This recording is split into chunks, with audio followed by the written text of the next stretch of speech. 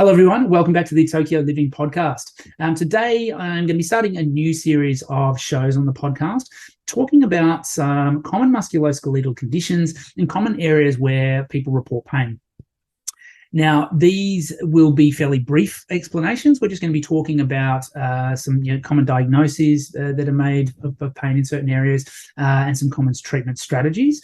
As always, the common disclaimer, this isn't to be considered medical information. If you do have pain in these areas, please either come and see us or go and see another qualified medical practitioner. Or if you do have some follow-up questions from the content in these episodes, please leave them in the comment section or feel free to direct message me. Likewise, if you have areas of the body that you would like me to cover in these episodes, please let me know. I'm always looking for ideas for the type of content that people want to receive. Before we get into specific conditions, I'm going to spend today's episode talking about the concept of load.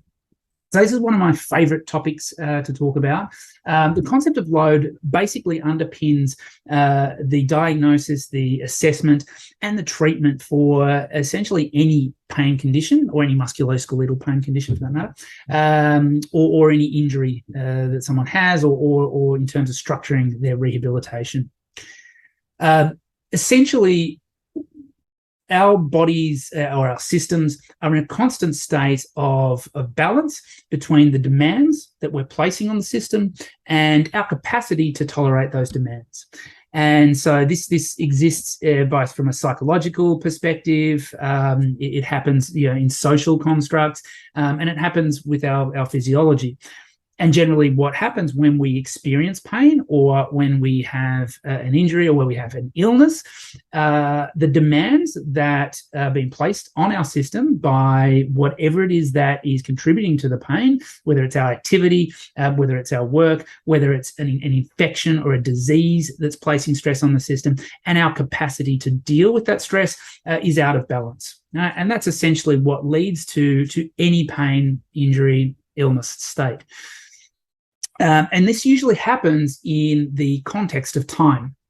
So in both an acute injury setting and an overuse injury setting. So an acute injury, for example, if I was tackled with a force of 10,000 newtons and that tackle occurred in 0.2 seconds, then the area that was tackled, let's say it's my knee that was put under stress, it may be able to tolerate that stress.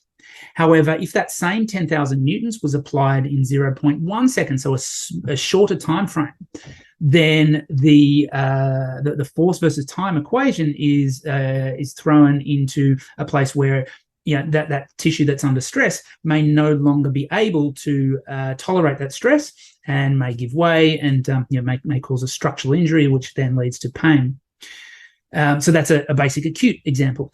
An overuse or persistent pain example would be, let's say I wanted to increase my running volume from 20 kilometers per week to 40 kilometers per week. And let's say I did that in a time frame of 10 weeks. My body might have the capacity to be able to deal with that and not be overloaded and not get into a state of pain and or injury. However, if I try to increase from 20 kilometers to 40 kilometers, then that may, in a space of, say, 4 weeks, then again, that force, that stress, that load versus time balance has been thrown out. And I may start to experience overload of the system and therefore pain. Now, these are purely hypothetical numbers, just made those up just to illustrate how time and load sort of work together. So when we talk about load, there's a number of different aspects of the system that can contribute to the total load with which our system experiences. I like to use this Venn diagram to illustrate those different types of load and how they sort of work together. So on the top left of this diagram, we have what we call tissue-specific load. And then on the bottom right, we have systemic load. Top right, we have direct load. And bottom left, we have indirect load. So the first aspect we'll discuss is what we call the tissue-specific direct load, or direct tissue-specific load. And this is what most people think of when they think of the cause of pain or injury. So the specific site where the pain is coming from, or where we think it is coming from. Essentially, what we're talking about there is what we call in medical terms nociception. So there is some sort of structural danger or some sort of tissue stress in the body that is being perceived by the brain and by the central nervous system.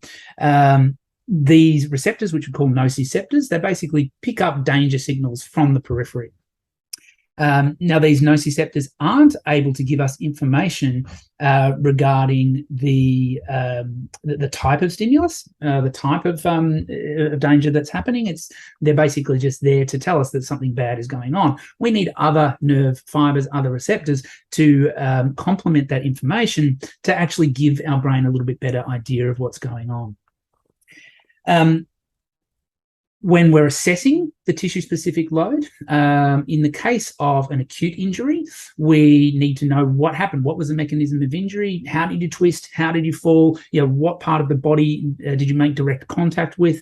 What muscles were involved in a particular motion? What joints, what position of the joint may have influenced the structures that have been stressed, so that we can look at starting to make a working diagnosis, or at least have an idea of the direction in which the body has been stressed, and what we need to do to try and decrease that nociception that is contributing to someone's pain.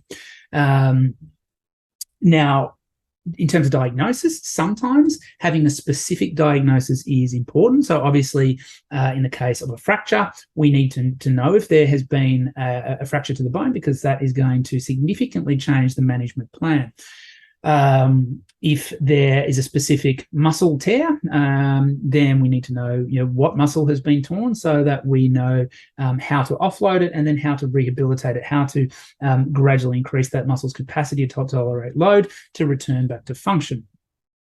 In some areas of the body, however, the diagnosis isn't as important. So especially in the spine, your lower back and neck issues, for the most part, unless there is, again, like a fracture or a bony injury, or if there's signs of nerve compromise, so numbness, weakness, those type of symptoms, diagnosis for back pain isn't usually necessary.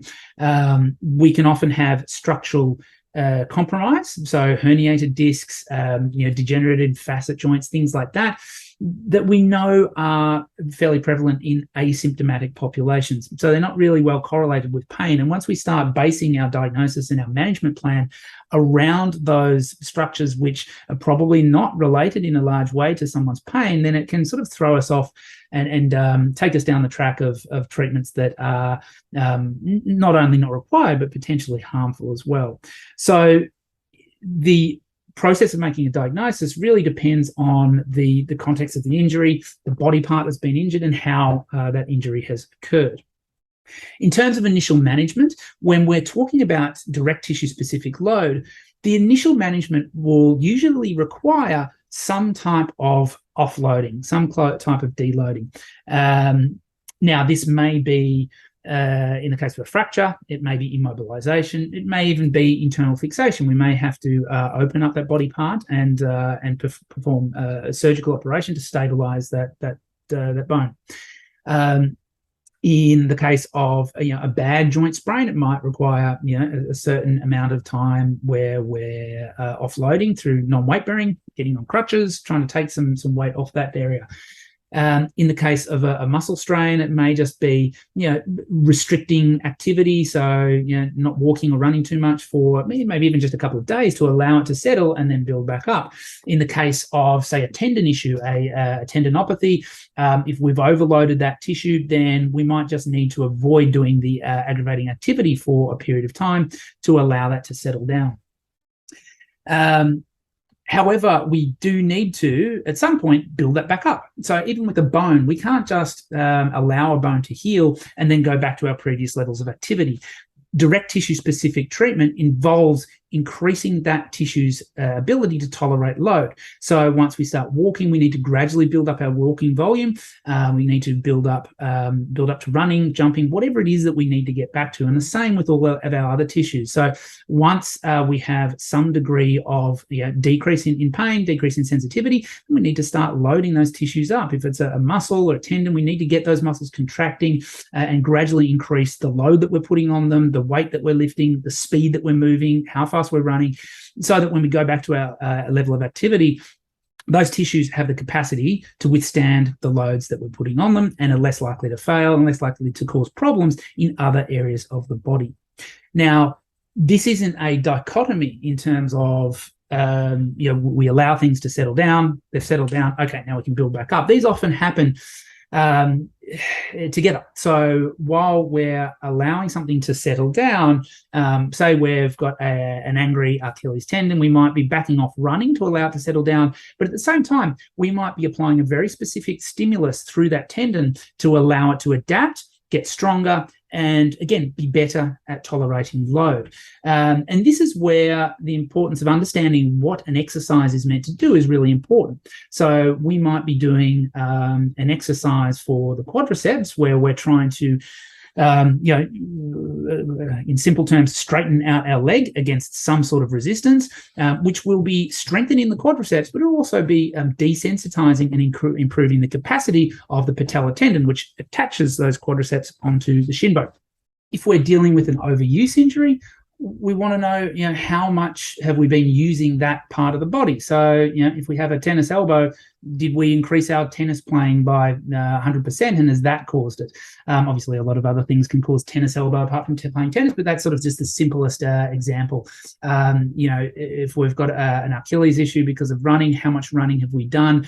And has there been something there with our load modification or our load management strategy that has caused this imbalance in load that has then contributed to this injury?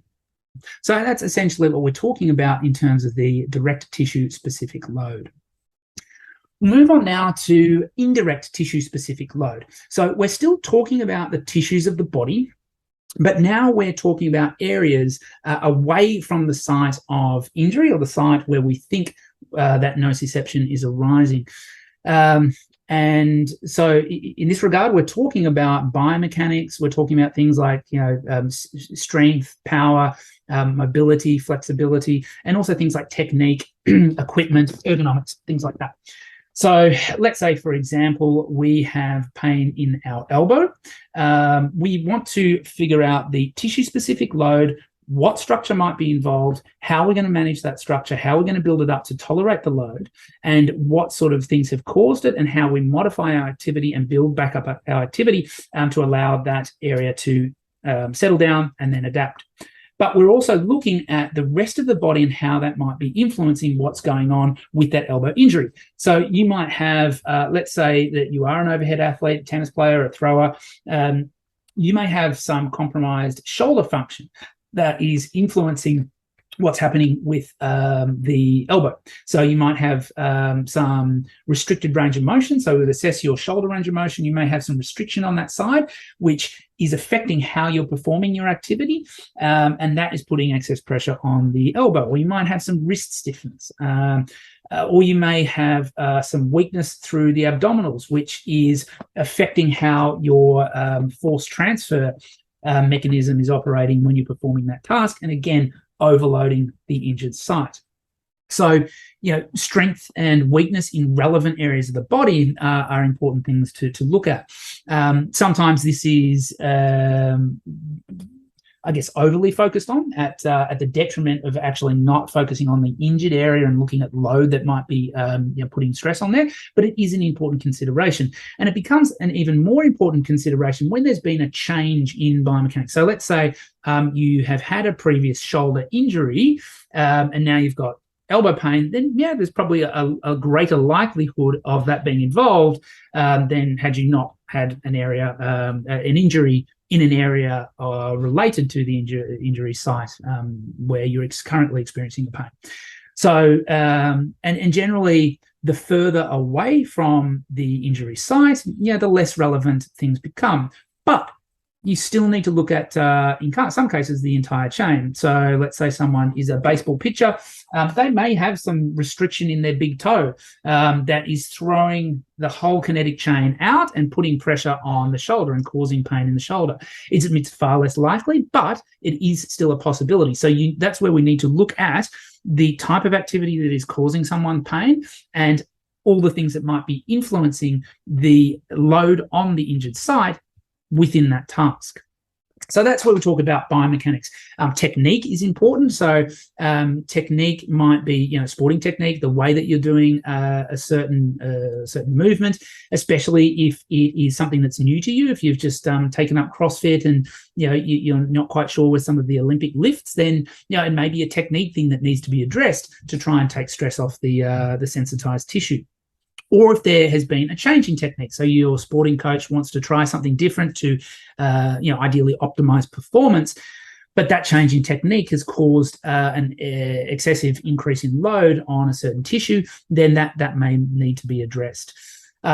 Technique might be something that you do work-wise. So if you're working with two computers, and you've got one directly in front of you and one off to the side, your technique of working might involve repeated movement to the left-hand side.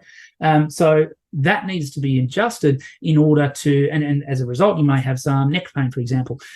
The way that you're working, you may need to change that. So you're spending equal time rotating to both directions to even out the stress on what we presume is a tissue, direct tissue specific load in terms of the neck pain. Equipment is another one. So if you're using sporting equipment, rackets, balls, footwear is a massive one. So in runners, the footwear may be a part of the indirect tissue specific load that is contributing to someone's pain. And so that may need to be addressed as well. And then ergonomics, and we sort of touched on this with the monitors, but things like working on a laptop instead of a desktop if you've started having to work from home, or maybe you've been working from home, you're used to a laptop, now you're going back to a desktop, and you're changing your posture, you're changing your position, especially when there has been a change and then the pain has started after that change, then it's possible that the ergonomics may be contributing to the problem as well. So that's all the indirect tissue-specific load that we consider when we're looking at someone's pain. The next one, over to the right, we're talking about direct loads in terms of the systemic load. So systemic load, we're now starting to move away from the actual injured tissue and thinking about, all the things that might be going on in the body that might be contributing to the issues that we're experiencing. So we might be talking about the overall activity we're doing. So let's say we're doing an activity, we're experiencing some shoulder pain, and we have a balanced activity profile where we might be doing a little bit of racket sports, some resistance training. And then we've decided that we want to run a marathon. So we're going to do some running work on top of all the other things that we're doing. So we start running and we start doing a lot of running, and all of a sudden our shoulder hurts while we're doing our racket sports. Now, that may be a result of introducing the running, even though the running biomechanically isn't influencing the shoulder. It's not tissue. We haven't increased our tissue-specific stress, but we have increased our systemic stress. So our ability to recover, the overall fatigue of the system is increased, and that may be enough to put excess stress on an area where we're performing the same activity. But it's just our entire system is under load. We also need to consider the load from other illnesses. If we are, immunocompromised, if we've had a cold, if we've had coronavirus, and then we're going back to exercising at the same level that we were before, then it may be increased systemic stress that is driving an injury. So that we need to sort of take that all into account and not just look at the injured site. So that's what we're talking about in terms of systemic load, in terms of direct load. And I do like to break this down into physiological and psychological, because the psychological load can have a massive impact on pain as well. So when we are under psychological stress, I tend to liken it to a computer. I tend to have a lot of applications on my computer, so it often operates a little slowly. your brain is in the same way. So if you've got a lot of things on your mind, a lot of stress, the brain isn't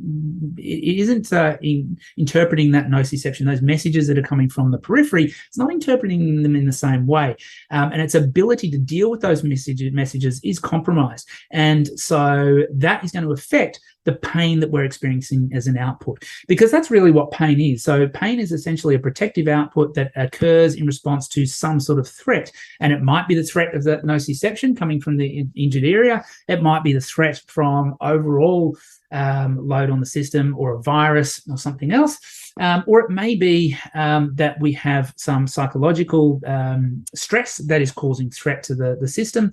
And in all of those things, if our system is under increased psychological load, it just can't deal with that stress as accurately as it should or appropriately, and so we'll have pain as sort of that default mechanism.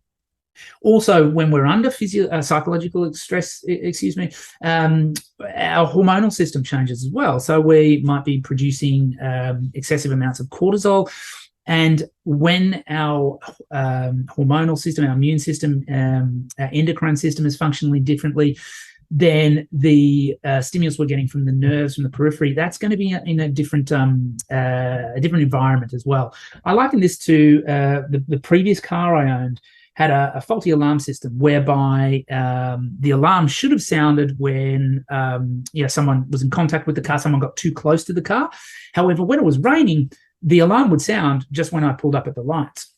So depending on the environment that we're in, my car was very sensitive when it was under a certain environment, and your nervous system might be very sensitive when you're stressed, and more sensitive than it should be, and more likely to cause pain when exposed to that same amount of stress. So that's our systemic load, our direct systemic load. The last one is what I like to call indirect systemic load. So this is things like general health, sleep, nutrition, beliefs, and the influence of others. So our general health, we talked about this before, but if we're experiencing an illness, this may impact on our systemic load. If we're taking medication, that may also change the sensitivity of the system. The sleep that we're getting, so if our sleep is compromised, that is going to be increasing our systemic load and decreasing our recoverability and increasing the sensitivity of the nervous system. Our nutrition, this can, whether it's the fact that we might be have a low tolerance to some sort of foods, and that creates an inflammatory state in our system, which then leads to inflammation around certain body parts, and that leads to pain, whether it be that we've gained weight, and that gain in weight has increased the mechanical load on parts of the body, or more likely increased the inflammatory response. So, fat cells, especially when we're carrying a little bit of fat around, a little bit more fat around the tummy than we're used to, then that fat in itself produces an inflammatory response that can cause pain. So if you've gained weight, a substantial amount of weight recently, and then you've had pain secondary to this, then that may be a big part of the puzzle. On the flip side, undernutrition. So if you're not eating enough, if you've increased your training load, but you haven't increased your dietary intake, then you may be underfueling for the activity that you're performing, and that can lead to general pain. So the body's ability to recover is decreased. You're going to have more sensitivity, but it can lead to more specific problems. So things like RED-S, so relative energy deficiency in sport, is associated with bony injuries and things like that, and that is something that really needs to be taken seriously. And it's for those sort of conditions, it's a lot more than just the dietary component, but it does have a big play. It's does play a big part in the management. So that's sort of the physiological side of the indirect tissue-specific load. The indirect systemic load. And then the last part is the psychological load.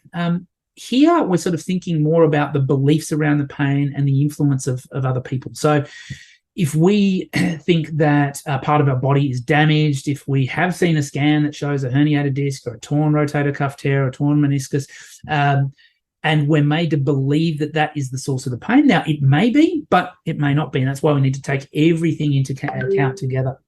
So as we talked about before, pain is a protective response that is triggered in relation to some sort of threat. And some of that threat may be what we believe is going on in our bodies. So again, as we discussed before, pain is essentially an alarm that is triggered in response to some sort of threat.